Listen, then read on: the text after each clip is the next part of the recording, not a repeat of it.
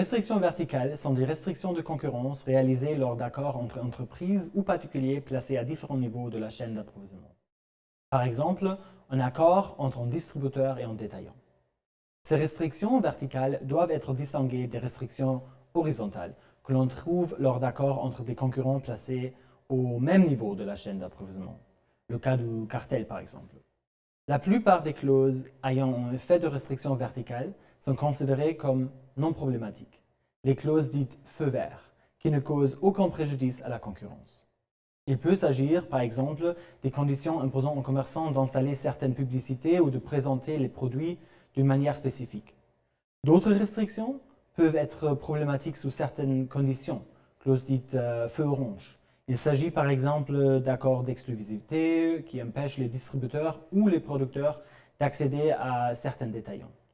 Lorsque ces accords verrouillent une partie importante d'un certain marché ou lorsque la durée de ces restrictions est considérée comme excessivement longue, la clause peut être interdite. Enfin, certaines restrictions sont considérées comme imposant une restriction de concurrence trop importante, en violation du droit de la concurrence.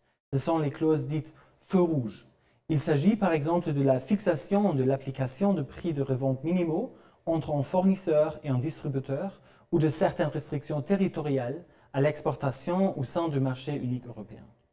L'analyse des restrictions verticales et l'évaluation de leur impact sur le marché peuvent être très complexes. À ce titre, la Commission européenne a publié des lignes directrices indiquant les cas dans lesquels les restrictions verticales peuvent poser problème.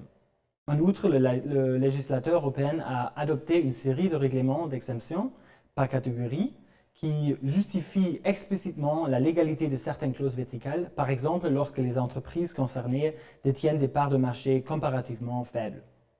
Lorsqu'une autorité de la concurrence considère qu'une restriction verticale viole le droit de la concurrence, elle peut imposer des amendes importantes aux entreprises concernées, pouvant aller jusqu'à 10% du chiffre d'affaires mondial consolidé du groupe.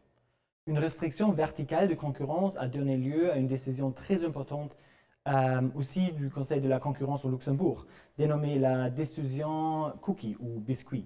Dans cette affaire, le producteur allemand de biscuits Balsen incitait et encourageait activement les chaînes de supermarchés Delhaize, Cactus et Auchan à vendre ces produits au prix de détail déterminé par Balsen.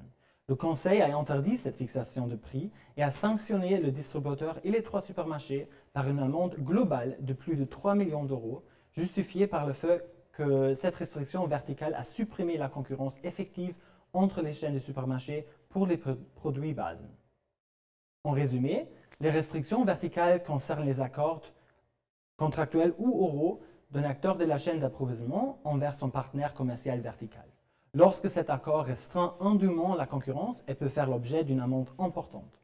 Certaines exceptions s'appliquent aux petites entreprises et à des secteurs spécifiques, mais il est conseillé de demander un avis juridique avant de s'appuyer sur ces lois et règlements pour justifier un tel accord.